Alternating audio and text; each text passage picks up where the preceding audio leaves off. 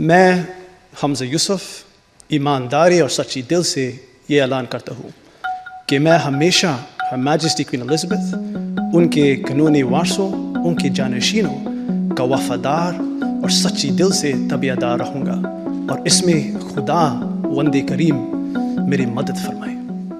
That was Hamza Yousaf, Scotland's new First Minister from 2016, when he took the oath of office in Urdu and English.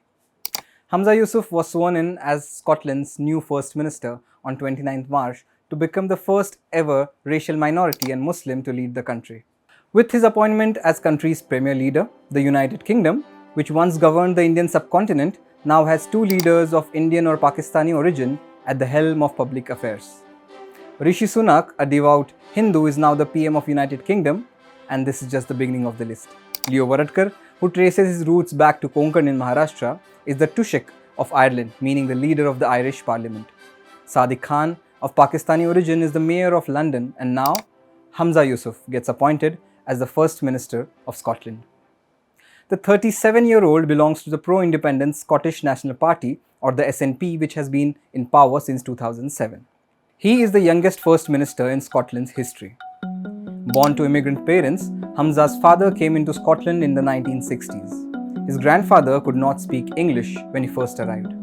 In his speech, Humza Yousaf said, and I quote, that your color of skin, your faith, is not a barrier to leading the country we all call home. I'm forever thankful that my grandparents made the trip from Punjab to Scotland over 60 years ago.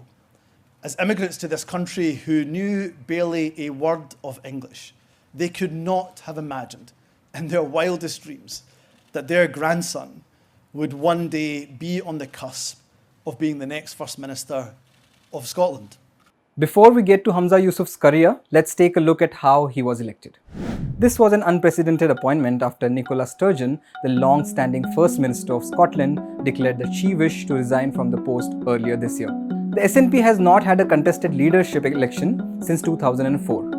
When Nicola Sturgeon succeeded Alex Salmond in 2014, she was the only candidate to put herself forward and was automatically elected. So, the election of the head of SNP was a rather close one. Yousaf was elected first as the leader of his party SNP in a tightly contested election where his principal opponent, Kate Forbes, Scotland's former Secretary of Health, garnered 41% of the total votes, while Yousaf won 48% of first preference vote. After he was elected as the party president of SNP, he was subsequently elected as the leader of the parliament with 71 votes in a 129-member Scotland parliament. As SNP is the largest party in the parliament, with the support of smaller parties like the Greens, Humza Yousaf's elevation as country's first minister was an easy route for the Scottish National Party. Yousaf was successfully nominated, winning 71 votes compared with 31 for Douglas Ross, 22 for Anas Sarwar and 4 for Alex Cole-Hamilton. In addition to the 64 SNP MSPs, the 7 Scottish Green MSPs voted for Yousaf due to the cooperation agreement between the two parties. Let's take a quick look now at the career of Scotland's newest First Minister. After completing his political studies at Glasgow University, Yousaf started working as SNP leader Bashir Ahmed's office manager. Ahmed was the party's first MSP from an Asian and Muslim background.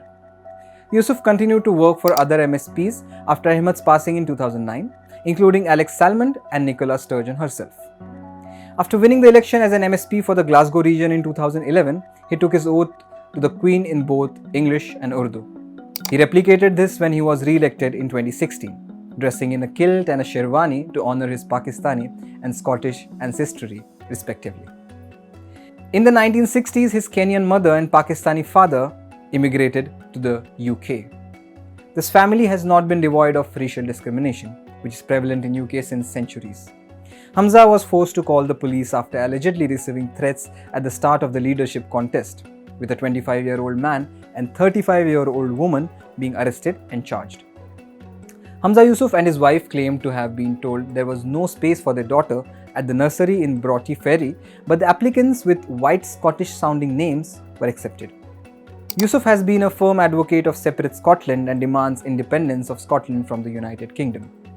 UK Prime Minister Rishi Sunak said he was looking forward to meeting and working together with Mr. Yousaf, but the UK government has already made it clear that it will continue to refuse to grant formal consent for another independence referendum. The referendum for a separate Scotland had taken place in 2014 when 55% of the people had voted in favour of staying with the United Kingdom.